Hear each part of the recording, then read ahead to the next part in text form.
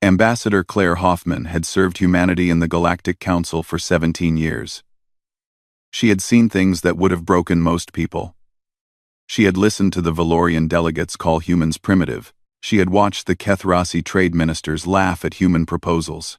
She had sat quietly while the Silurian military commanders talked about humanity like they were dangerous animals that needed to be controlled. But today was different. Today, she watched the council vote against humanity once again. The vote was about mining rights to the Kepler 442 asteroid belt. Human scientists had discovered it. Human ships had mapped it. Human engineers had spent 3 years planning how to extract the valuable minerals inside those floating rocks. And now, with one vote, the council had given those rights to the Valorians instead. The council chamber was a massive room made of crystal. It floated high above the neutral world of Thalaxis Prime. Light from 3 distant suns came through the walls and made everything glow in soft colors. Representatives from 47 species sat in their designated areas. Some breathed oxygen like humans. Others needed methane or ammonia. Special force fields kept everyone alive and comfortable. Claire stood up from her seat. The movement was slow and deliberate. Around her, the alien delegates watched with their usual expressions of amusement.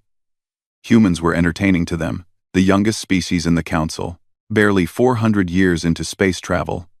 They were practically babies compared to civilizations that had existed for 10,000 years or more. High Arbiter Kolmeth noticed her standing. He was the leader of the council, a Valorian with shiny scales that changed color when light hit them. He had 6 eyes that blinked one after another, never all at once. His species had ruled the council for 2,000 years. They considered themselves the most civilized beings in the galaxy. "Does the human delegation wish to speak?" Kolmeth asked. His voice was smooth and calm, like a parent talking to a child who had interrupted an important conversation. "Yes," Claire said. Her voice did not shake. The human delegation formally withdraws from the Galactic Council. This withdrawal is effective immediately. The translator systems in the chamber hummed as they converted her words into 46 different languages. For a moment, nobody moved. Nobody spoke. The silence was so complete that Claire could hear her own heartbeat. Then Kolmeth laughed. The translators turned it into something that sounded almost friendly. But Claire knew it was not friendly at all. It was the sound of someone who thought they were dealing with a fool. "Ambassador Hoffman," he said, "please control yourself. We understand that humans have strong emotions. It is one of your species' less attractive qualities. But this kind of dramatic behavior is not appropriate here. Return to your seat." "Unattend." "No." Claire began picking up her diplomatic tablets from the desk in front of her. "We are leaving." "You cannot simply leave," said Trade Minister Yestha of the Kethrasi. She was a snake-like creature, 3 meters long, with scales that were deep blue and gold. Her body coiled and uncoiled as she spoke, a sign of agitation. "There are treaties that bind you. Your species signed the Compact of Mutual Cooperation. You have obligations. A compact that your species has violated 17 times in the past 10 years, Claire replied. She did not raise her voice. She did not need to. "We filed formal complaints for every violation. Every single complaint was dismissed without investigation. Those were minor disagreements," Yestha said. "Trade disputes. Nothing more. You stole our agricultural technology and gave it to the Valorians. You blocked our ships from trading in neutral ports. You shared our FTL drive designs with the Silurians without our permission." Claire looked directly at the Silurian delegation as she said this. Commander Vethro, their military leader, did not look away. His insect-like face showed no emotion. "We shared that technology for the good of all species," Kolmeth said. "Humanity cannot expect to keep secrets from the galactic community. And yet," Claire said, "every other species keeps their secrets. The Valorians still refuse to share their medical technology. The Kethrasi hide their navigation algorithms. The Silurians have weapons systems that no one else is allowed to study. Only humanity is expected to give everything away." She walked toward the exit portal. Her footsteps echoed in the sudden silence. "If you leave," Kolmeth called after her, "there will be consequences. Humanity will be alone. No trade, no protection, no access to council resources." Claire stopped at the door. She turned back to face the chamber one last time. "We have been alone since we joined this council," she said. "The only difference is that now we are choosing it." She walked through the portal and did not look back. On Earth, President Marcus Bailey received Claire's message 3 hours later. He was sitting in his office in the Unity Building, the center of human government. The room was simple compared to the crystal chambers of Thalaxis Prime: wooden walls, a large desk, windows that looked out over a green park where children were playing. His chief of staff, a quiet woman named Laura Kim, stood nearby. She had been with him since the beginning of his political career. She knew what this message meant. "She did it," Bailey said. He set down the tablet and leaned back in his chair. "She actually did it." "The council will think we are bluffing," Laura said. "They will expect us to come back in a few weeks, apologizing and asking for forgiveness." "I know." Bailey stood up and walked to the window. He watched the children playing below. They were so innocent. They had no idea what was happening. "Get me Admiral Stone, and contact every colony, every station, every ship we have. It is time to close the doors." Laura nodded and left the room. Bailey stayed at the window for a long time. He thought about everything humanity had been through. The first contact with alien life, 300 years ago. The excitement and hope. The slow realization that the galaxy was not a friendly place. The decades of compromise and patience and swallowed pride. He thought about his daughter, who was only 7 years old. He thought about the world she would grow up in. "We tried it their way," he said to himself. "We tried to be good partners. We tried to follow their rules. And they treated us like animals." He turned away from the window. No more. Within 72 hours, the orders went out. Human diplomatic missions were closed. Trade routes went dark. Communication relays that connected human space to the rest of the galaxy were switched off one by one. For the first time in 3 centuries, humanity was alone. And for the first time in 3 centuries, humanity was free. 6 months passed. The galaxy continued to spin. Stars burned. Planets orbited. Ships traveled through hyperspace lanes from one system to another. Everything seemed normal, but something was wrong. Everyone could feel it. In the great crystal chamber of the Galactic Council, High Arbiter Kolmeth called an emergency session. The seats that had once held the human delegation were empty now. They had been empty for 6 months. At first, the other species had joked about it. The humans would come back. They always did. Young species had tantrums sometimes. It was expected. But the humans had not come back. They had not even sent a message. "Report," Kolmeth said to Scout Commander Vethro of the Silurian fleet. The insect-like warrior stood in the center of the chamber, surrounded by holographic displays showing maps of human space. "Their border systems are completely sealed," Vethro reported. His voice was flat, but there was something in it that sounded almost like fear. "We have sent 47 diplomatic vessels. All of them were turned away." Turned away how?" asked Kolmeth. "Warning shots." Vethro clicked his mandibles nervously. "Precisely targeted. Our ships were hit in their propulsion systems. Engines disabled, no casualties. No damage to life support. Just stopped." A murmur went through the assembly. "And then?" Kolmeth pressed. "Human vessels arrived and towed our ships back to neutral space.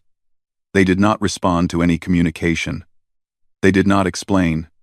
They simply pushed us out and left." Kolmeth's scales shifted color, showing his displeasure. "The Silurian fleet is the most advanced military force in the Council. How could humans disable your ship so easily?" Vethro did not answer for a moment. When he spoke, his voice was quieter. "We do not know. Our analysts have studied the weapon signatures. They do not match any technology in our databases.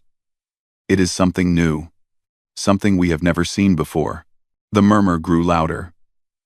Species that had been rivals for thousands of years looked at each other with shared concern. This was not supposed to happen. Humans were primitive. Everyone knew that. Trade Minister Yestha slithered forward, her blue and gold scales dull with stress.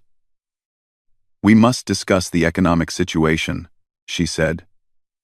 "The Kethrasi economy depends heavily on human agricultural exports.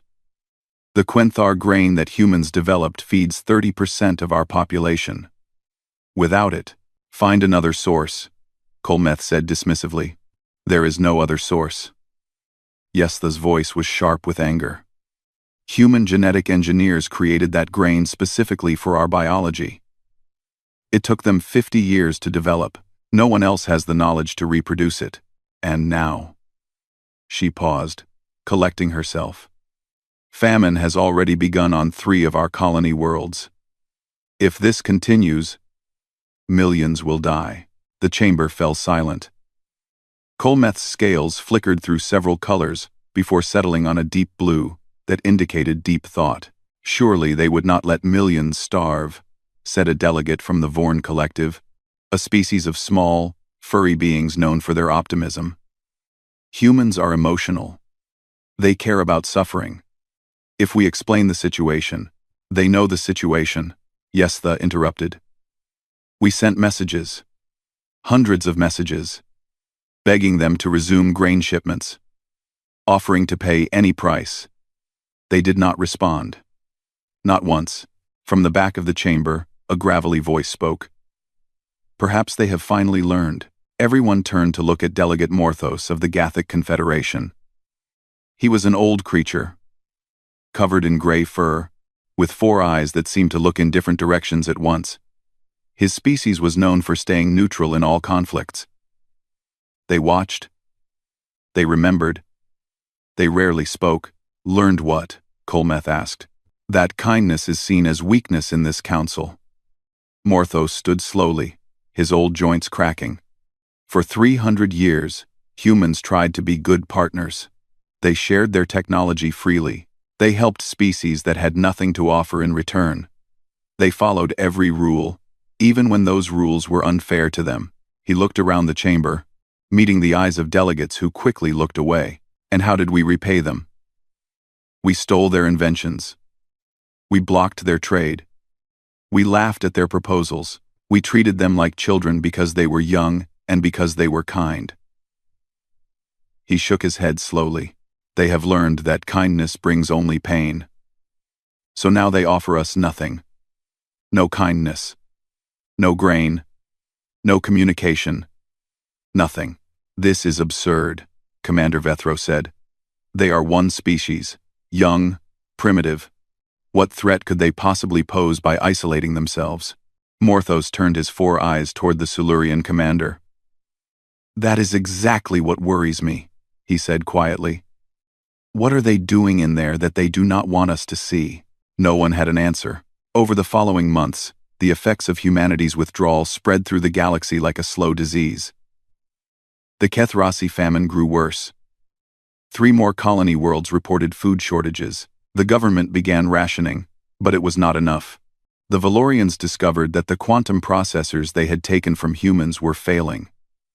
Human engineers had built-in safeguards that activated after 6 months without proper maintenance codes that only humans knew.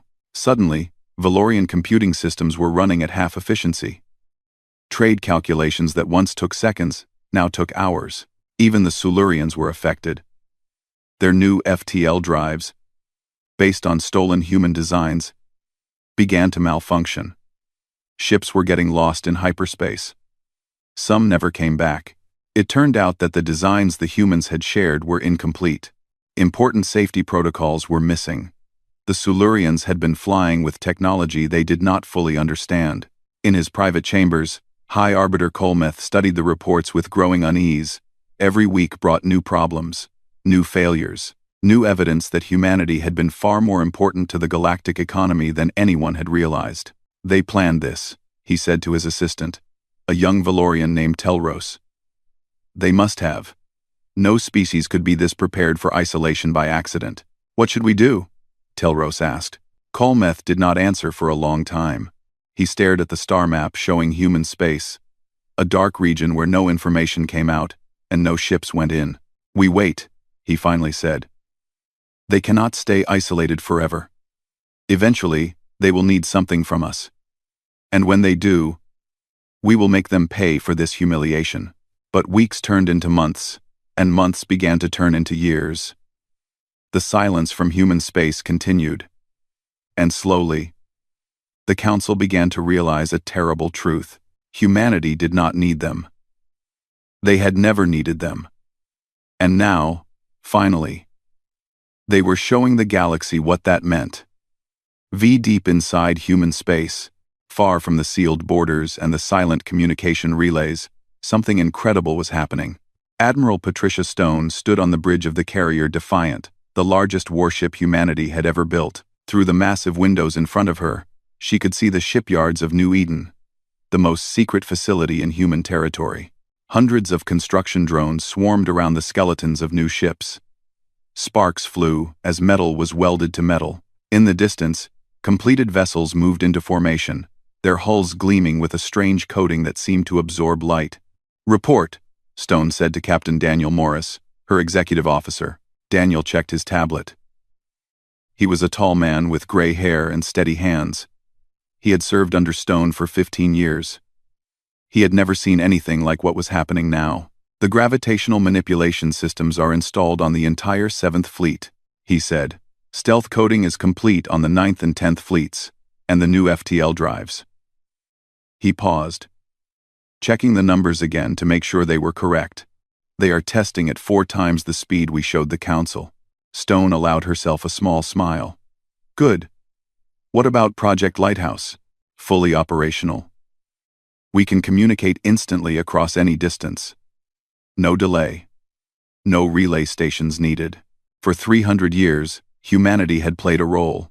They had pretended to be the eager newcomers, grateful for any scraps the older species threw their way. They had shared their technology freely, or so the Council believed. But humans had not shared everything. Not even close. The truth was simple. Humanity had always known the galaxy was dangerous. From the very first contact with alien life, when a Valorian scout ship had nearly destroyed an unarmed human research station, they had understood. The galaxy did not reward kindness. It did not respect honesty. It respected only power. So humanity had developed 2 tracks of technology. One track was public, shared with the Council, carefully designed to seem impressive, but not threatening. The other track was secret, hidden away in facilities like New Eden, pushed forward by scientists who understood that survival might one day depend on having an edge. Dr. Hannah Price was the leader of those scientists. She was a small woman with messy brown hair and glasses that were always slightly crooked. She looked like someone's favorite aunt, not the most brilliant physicist in human history. But appearances could be deceiving. "Admiral Stone," she said, walking onto the bridge with a tablet full of data. "I have the latest results from the dimensional folding tests." "Show me." Hannah pulled up a holographic display. It showed 2 points in space, separated by what looked like light years. As they watched, a small probe ship at one point simply vanished. A fraction of a second later, it appeared at the other point. "No hyperspace lane," Hannah explained. "No travel time. We fold space itself, bringing the 2 points together, move through, and then let space unfold again. It is instant. It works at any distance, and as far as we can tell, it is completely undetectable." Stone studied the display. "The Council species? Still using hyperspace lanes. Their fastest ships take days or weeks to cross the distances we can cover in seconds. They have no idea this is even theoretically possible." Hannah pushed her glasses up her nose. "They think they understand physics. They do not. They stopped learning thousands of years ago because they thought they knew everything. And the weapons research?" Hannah's expression changed. The enthusiasm faded, replaced by something more complicated. "We have developed countermeasures for every weapons system the Council species use. We can disable their ships without destroying them. We can shut down their power, stop their engines, scramble their communications. But Stone could hear the hesitation in her voice. But we have also developed other things. Hannah met the Admiral's eyes. Things that could destroy them. Not just disable. Destroy. Completely. Entire fleets. Entire planets, if we wanted. She swallowed hard. I do not like having that kind of power. It scares me. Stone nodded slowly. She understood the fear. She felt it herself sometimes, late at night, when she thought about what humanity was becoming. The President's orders are clear, she said. We are not interested in conquest. We are not interested in revenge. We just want to be left alone. And if they will not leave us alone, then we convince them that it is in their best interest to reconsider. Hannah was quiet for a moment. Then she asked the question that had been bothering her for months. Admiral, what if we become like them? What if having all this power changes us? Makes us cruel?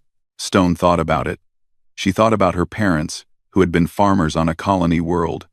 She thought about her children, who were growing up in a galaxy that had always treated humanity as lesser. She thought about the kind of future she wanted for them. That is why we are doing this the way we are doing it, she said finally. We could have attacked the Council. We could have started a war while we still had the element of surprise. We did not. We closed our borders instead. We gave them a chance to leave us alone. They will not take it. No. They probably will not. They will see our isolation as weakness. They will think we are afraid. They will eventually send their fleets to teach us a lesson. Stone turned back to the window, watching the construction drones work. And when they do, we will show them the truth. We will show them that we are not weak. We will show them that we could destroy them but choose not to. And maybe, just maybe, that will be enough to change things. You think it will work? Stone was quiet for a long time. I think humans have always been different, she said. We do not just want to survive. We want to be good. We want to build something worth building.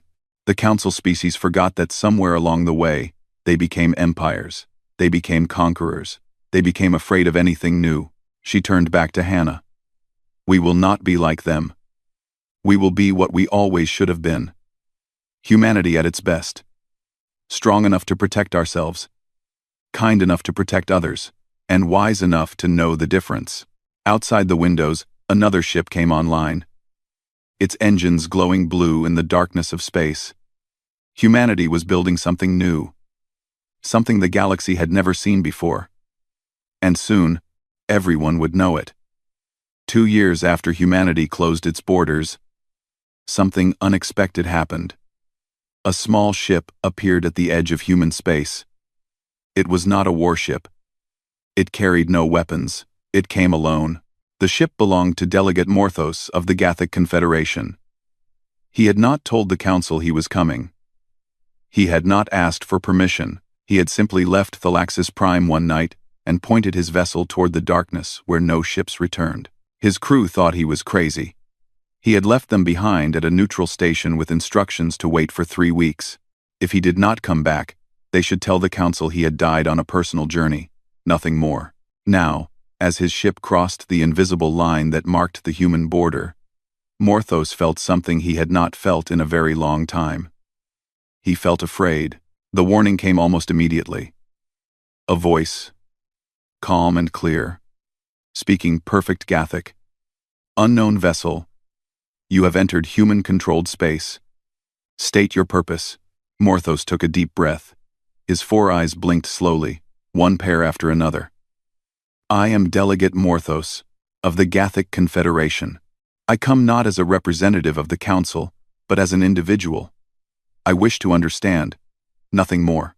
Silence. Long, terrible silence. Then the voice returned. Hold your position. He waited. Hours passed. He did not move. He did not try to communicate again. He simply sat in his pilot seat and watched the stars and wondered if he would ever see his homeworld again. 6 hours after his arrival, space changed.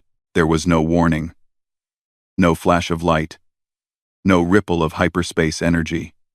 One moment, he was alone. The next moment, a human ship was beside him, as if it had always been there, as if it had simply stepped out from behind an invisible door. Morthos felt his hearts. He had 3 of them skip together. This was impossible. Ships did not move like that. Nothing moved like that. And yet the evidence was right in front of his eyes. A shuttle detached from the human ship and docked with his vessel. He heard the airlock cycling. He heard footsteps approaching. And then, a human was standing in his cockpit, looking at him with curious eyes. She was young by human standards. Short, dark hair, brown skin. A uniform that was simple and practical, with no medals or decorations. Her eyes, though her eyes seemed to see everything at once. "I am Lieutenant Commander Kira Novak," she said. Her Gathic was perfect, without any accent. "You are the first non-human to cross our border peacefully since the withdrawal. Why are you here?" Morthos considered his answer carefully. Humans valued honesty, he knew. They had been honest with the Council for 300 years. And the Council had repaid that honesty with theft and contempt. Perhaps they would recognize honesty in return. "Because I saw what others refused to see," he said. "The Council believes your withdrawal was petulance, a child having a tantrum. They expect you to come back eventually, begging for forgiveness. And what do you believe?" "I believe you are done begging." Morthos leaned forward slightly. "The Gathic have long memories, Lieutenant Commander. Longer than most species know. We remember when the Valorians first joined the galactic community. They too were young once. They too were underestimated. They too grew tired of being treated as inferior. What happened? They destroyed 12 species before the Council finally accepted them as equals." Morthos paused. "That was 4,000 years ago. The Council has forgotten. We have not." Kira's expression did not change. "We have no intention of destroying anyone. I know. That is what fascinates me."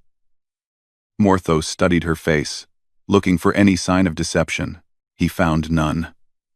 "Your ship appeared from nowhere. That is not possible with any technology I know. Your weapons disabled Silurian vessels without causing any casualties. That is also not supposed to be possible. You have clearly surpassed us, all of us, and yet you hide. You wait. You defend but do not attack. Why?" Kira was silent for a moment. Then she sat down across from him, her posture relaxed but alert. "Because we are not like the Valorians," she said. "We do not want to rule the galaxy. We do not want to be feared. We just want to live our lives without being treated like children, without being robbed, without being insulted, without being threatened by species who think they are better than us, simply because they are older. Those are peaceful goals, yes. But the Council does not believe in peace. They believe in power. They think that because they have had power for so long, they deserve it. They think that any species without power must be inferior." Kira's voice was calm, but there was something hard beneath it. "So we showed them we have power too. We closed our borders to prove we do not need them. And if they force the issue, if they send their fleets to teach us a lesson, we will defend ourselves. Completely." Morthos was quiet for a long time, thinking. The other species on the Council saw humanity as a problem to be solved, a threat to be contained, a child to be disciplined. They did not see them as what they really were. "You are something new," he said finally. "In all my years, in all the history my people have recorded, I have never seen a species like yours. You have the power to conquer. You have the power to destroy, and you choose not to use it." "Not yet," Kira said. "We hope we never have to. But we are prepared if we do. May I share this information with others?" "With the Council?" Kira smiled slightly. It was the first emotion she had shown. "That is why we let you through. Someone needs to make them understand. Someone needs to warn them before they do something foolish." She stood up. "You will be given an escort to our border. You will not be harmed. And when you return to Thalaxis Prime, you will tell them what you have seen." Morthos nodded slowly. "They will not listen. We know. But we have to try." She turned toward the airlock. "Goodbye, delegate. I hope we meet again under better circumstances." She left. Her ship vanished the same way it had appeared, instantly, impossibly, like a dream dissolving in morning light. Morthos sat alone in his cockpit for a long time, staring at the stars. Then he turned his ship around and began the journey back to Thalaxis Prime. He had a story to tell. He did not think anyone would believe him, but he had to try. That was what the humans would do. The Council's response to Morthos was exactly what he had expected. They did not believe him. They called him a fool. They accused him of being tricked by human lies. High Arbiter Kolmeth laughed when he heard the report. Ships that appear from nowhere? Weapons that disable without damage? This is fantasy. The old Gathic has been deceived. Commander Vethro of the Silurian military was more blunt. The humans are bluffing. They showed him a magic trick to frighten us. It is time we reminded them who holds real power in this galaxy. Within 3 weeks, the largest military force in galactic history was assembled. 1,200 Silurian warships, the finest vessels ever built, weapons capable of destroying planets, shields that could withstand anything the Council had ever faced. Kolmeth called it a peacekeeping mission. The goal, he said, was to compel humanity to return to the Council family, to help them understand that isolation was not in their best interest, to restore the proper order of things. Everyone knew what it really was.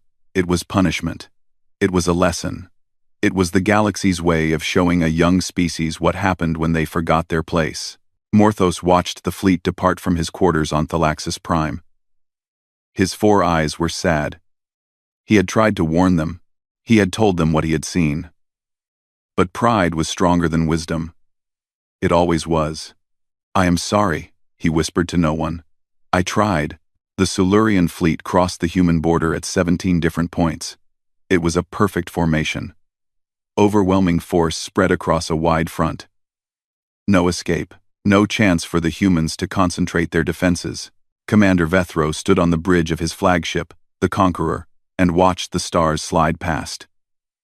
His mandibles clicked with anticipation. This would be his greatest victory. The glory of forcing humanity to surrender would make him a legend. "Any resistance?" he asked his officers. "None, Commander. Human space appears to be empty." Vethro's compound eyes narrowed. That was wrong. There should have been patrol ships, defense stations, something. The humans could not have simply abandoned their border systems. "Continue forward," he ordered. "Stay alert." They traveled for 3 hours without seeing anything.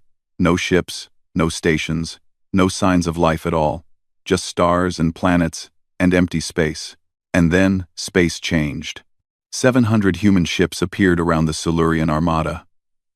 Not emerging from hyperspace. Not flying in from the edges. Simply appearing, as if they had always been there. As if reality had blinked and now included them. Vethro felt something cold move through his body. He had never felt fear before. He felt it now. "All ships, combat alert," he shouted. "Raise shields. Prepare to engage." Before his orders could be carried out, a voice came through every communication system in the fleet.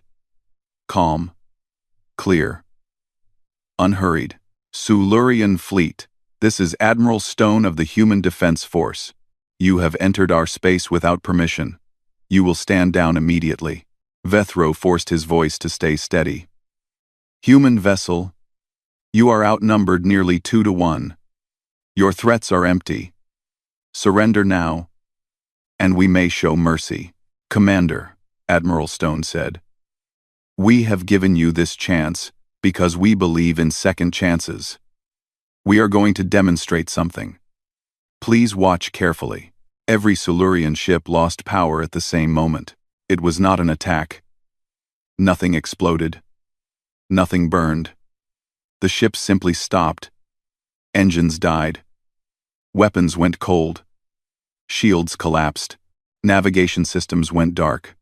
1,200 warships, the pride of the most powerful military in the galaxy, suddenly became 1,200 pieces of drifting metal. Life support kept working. The crews were alive. They were safe. They were just completely helpless. In the darkness of his powerless bridge, Commander Vethro heard Admiral Stone's voice continue. "We have disabled your fleet. Your crews are unharmed. Rescue vessels will arrive soon to tow you back to Council space." There was a pause. "But understand this. We could have destroyed you. Every single ship. Every single crew member. We had the power to end 1,200 lives in an instant. We chose not to." Vethro said nothing. There was nothing to say. "This is the only warning humanity will give. We do not want war. We do not want conquest. We do not want revenge. We want only to be left in peace. Respect our borders, and we will respect yours. Threaten us again, and there will be no third chance." The communication ended. Across the galaxy, every species with access to Council broadcasts watched in stunned silence. They had seen the fleet. They had seen it stop. They had seen the impossible made real. On Thalaxis Prime, High Arbiter Colmeth sat in his chambers, his scales shifting through colors that had no translation. His career was over.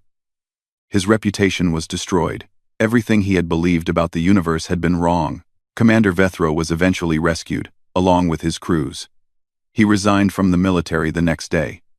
He never spoke publicly about what had happened. But those who knew him said he was never the same. He had looked into the eyes of a power greater than his own, and it had broken something inside him. 3 weeks later, a new treaty was proposed. Not by the Council, but by the Gathic Confederation. Morthos had finally found someone willing to listen. The Treaty of Mutual Respect was unlike anything in galactic history. It acknowledged humanity as an equal power, not a junior member. It guaranteed their territorial sovereignty completely, and it established new rules that protected young species from the exploitation humanity had endured. Some on the Council resisted. Colmeth, in his final act as High Arbiter, tried to block the treaty. But the vote was overwhelming. The galaxy had seen what humanity could do. More importantly, they had seen what humanity chose not to do. Claire Hoffman, now Secretary of External Affairs, returned to the Council chamber for the signing ceremony. The seats that had been empty for more than 2 years were filled again with human delegates, but everything else was different. The other species looked at her with new expressions. Respect, certainly. Fear, in some cases. But also something that might have been hope. "Humanity is prepared to rejoin the galactic community," Claire announced. Her voice echoed in the crystal chamber. "Not as juniors. Not as children.